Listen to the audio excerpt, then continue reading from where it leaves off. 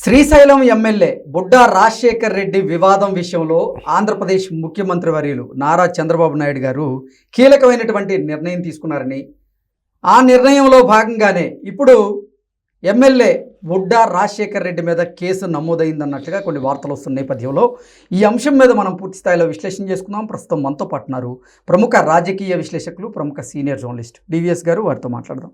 Sir నమస్తే. Sir నమస్తే. Telugu Desam party MLA మీదే ఇప్పుడు ఆంధ్రప్రదేశ్ ప్రభుత్వం కేసు నమోదు చేసింది. నిజంగా బుడ్డా రాజశేఖర్ రెడ్డి వివాదంలో చంద్రబాబు గారు కీలకమైనటువంటి నిర్ణయం తీసుకున్నారు. తమ పార్టీ ఎమ్మెల్యే మీదే ఆయన చర్యలు తీసుకుంటున్నటువంటి నేపథ్యంలో ఇప్పుడు నిజంగా చంద్రబాబు గారి నిర్ణయం మీద హర్షాతిరేకాలు వ్యక్తమవుతున్నాయి. దీన్ని ఎలా చూడాలి సార్? తమ్ముడు తనాడైనా ధర్మం చెప్పేవాడే చంద్రబాబు.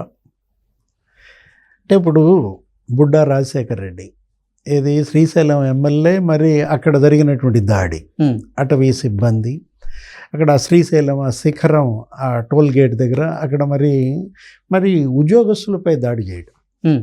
తనేమంటాడు, బుడ్డా రాజశేఖర్ రెడ్డి అక్కడేదో అటవీ ప్రాంతంలో అభివృద్ధి పనులకు వాళ్ళు ఆటంకం చేస్తున్నారు, అక్రమ వసూళ్లు చేస్తున్నారు రాత్రి 9 తర్వాత, మరి వాళ్ళని అవన్నీ చూపించానో ఏదో చెప్తాడు.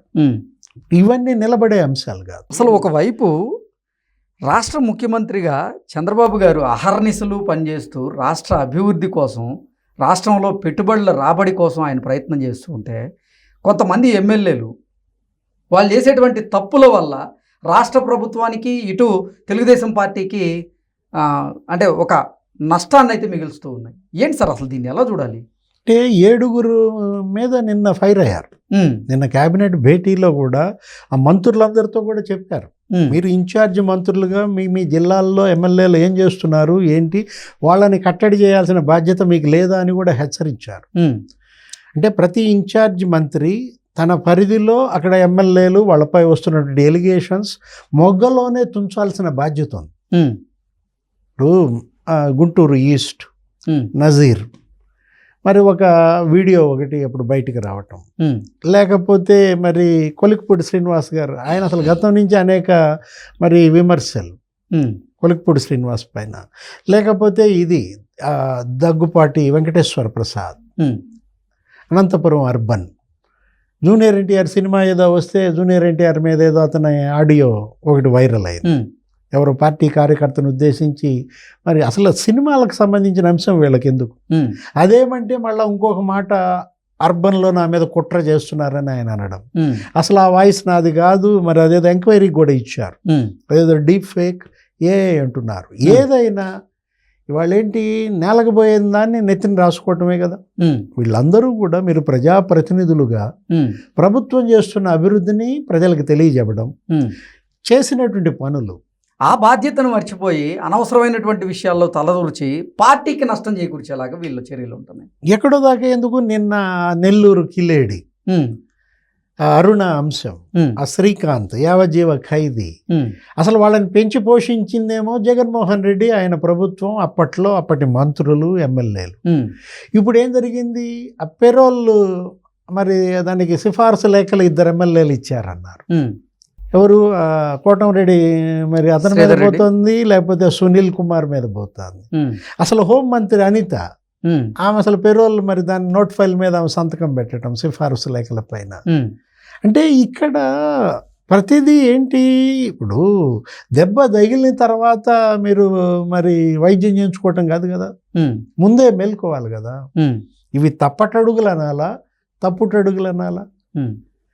మీరు చెప్పారు, ఒకవైపేమో ఆయన సింగపూర్ నుంచి లేకపోతే ఇతర దేశాల నుంచి పెట్టుబడులు రాబట్టడం, క్వాంటమ్ వ్యాలీ,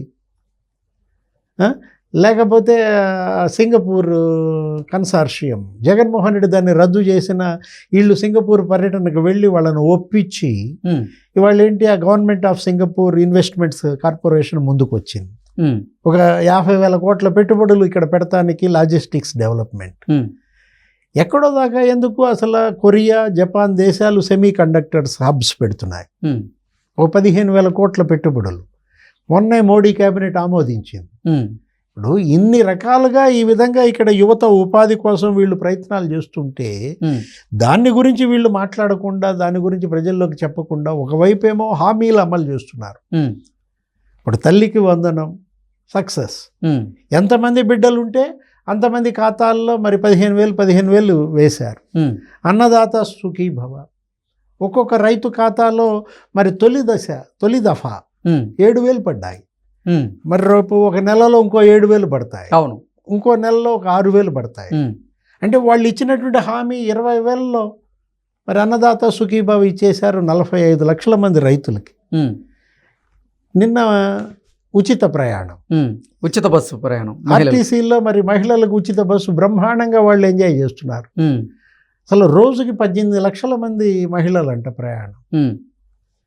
అంత పండుగ వాతావరణంలో హామీలు నెరవేర్చటం, మరి పెట్టుబడులు రాబట్టడం, అటు యువత ఉపాధి, ఇటు మహిళలకి సంక్షేమం, మరి రైతులకి మరి ఆర్థిక సాయం, ఇన్ని రకాల మంచి చేస్తుంటే మంచి గురించి మాట్లాడకుండా నిన్నదే ఆవేదన.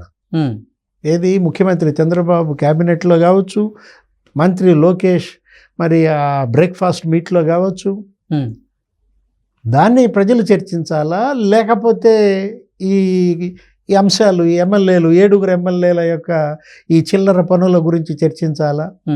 ఇప్పుడు కూన రవికుమార్, ఆయన సీనియర్ మోస్ట్ ఎమ్మెల్యే ఆముదాల వలస, ఆయన కూడా దీనిలో ఇరుక్కున్న పరిస్థితి. ఆయన ఏంటి ఏదో అమెరికా నుంచి జూమ్ కాల్లో మాట్లాడుతూ ఆ కస్తూరిబా ప్రిన్సిపల్స్ అందరినీ కూడా అడ్మిషన్స్ అక్కడ మీరు ఇవన్నీ అలర్ట్గా ఉండండి ఆయన మాట్లాడితే, ఒక లేడీ ఒక ప్రిన్సిపాల్ సౌమ్యాన ఆయన్నే బ్లాక్మెయిల్ చేసిందని, ఆయనకే వార్నింగ్ ఇచ్చిందని, అంటే చూడరాదు ఏ విధంగా జరుగుతోందో. టార్గెట్ ఎమ్మెల్యేగా మిమ్మల్ని ట్రాప్ చేయటానికి ఇవాళ వైఎస్ఆర్ కాంగ్రెస్ పార్టీ వాళ్ళు కావచ్చు, లేదు ఈ క్రిమినల్స్ కావచ్చు, వీళ్ళందరూ ప్రతి ఎమ్మెల్యే చుట్టూతా చేరుతుంటే సెల్ఫీలు దిగేటప్పుడు కూడా జాగ్రత్తగా ఉండాలి. ఎవరెవరు వస్తున్నారు, ఎవరెవరితో సెల్ఫీలు దిగుతున్నారు, లేకపోతే ఈ పెరోల్ ఇచ్చేటప్పుడు కూడా జాగ్రత్తగా ఉండాలి. వాళ్ళ బ్యాక్గ్రౌండ్ ఏంటి, మనం ఎవరికి పెరోల్కి సిఫారసు లేఖలు ఇస్తున్నాం, కోటమిరెడ్డి కానీ సునీల్ కుమార్ కానీ జాగ్రత్తలు పడకపోతే ఎమ్మెల్యేలు ఇచ్చారు కదా సిఫారసు లేఖలు అని చెప్పి సంతకం పెడతానంటే హోమ్ మినిస్టర్ అనిత, దానిపైనే లోకేష్ కూడా ఫైర్ అయినటువంటి పరిస్థితుల్లో ఇవన్నీ కూడా తప్పటడుగులు. ఓకే, సరిదిద్దుకోండి, ఇప్పటికైనా సరిదిద్దుకోండి, లేకపోతే తీవ్ర చర్యలు తప్పవని మరి నిన్న కూడా ఆ దగ్గుపాటి వెంకటేశ్వర ప్రసాద్కి మామూలుగా ఫైర్ అవ్వలేదు చంద్రబాబు. అసలు ఉపేక్షించేదే లేదంటూ కరాఖండిగా తేల్చి చెప్పినట్టుగా తెలుస్తుంది. ఎంతో మంది సీనియర్లు అడిగినా వాళ్ళని కాదని నీకు టికెట్ ఇస్తే నువ్వు ఈ విధంగా మరి పార్టీకి చెడ్డ పేరు తీసుకొస్తే ఎవరు మూల్యం చెల్లించేది? పార్టీ కాదు, ఇప్పుడు రేపొద్దున మీరే మూల్యం చెల్లించాలా. మళ్ళా ఇంకోసారి జగన్మోహన్ రెడ్డి ముఖ్యమంత్రి కావాలా, మిమ్మల్ని తాట తీయాలా? ఏది అతను రెడీగా ఉన్నాడు, ఏది మళ్ళా జగన్ 2.0 వచ్చుదని చెప్తున్నాడు, అందరితో చెప్తున్నాడు, సినిమా అలా ఇలా ఉండదని చెబుతున్నాడు. అంటే మీరు ఇప్పుడు గత 5 ఏళ్ళు మీరు అనుభవించిన నరకం మీ కళ్ళ ముందు ఉంది, మీ కార్యకర్తలు పడ్డ కష్టాలు మీ కళ్ళ ముందు ఉన్నాయి. ఆ పరిస్థితి మళ్ళీ తెచ్చుకుంటారా? ఓకే, అది వాళ్ళు ఆలోచించాల్సినటువంటి అంశం. Okay sir, thank you so much. నమస్తే.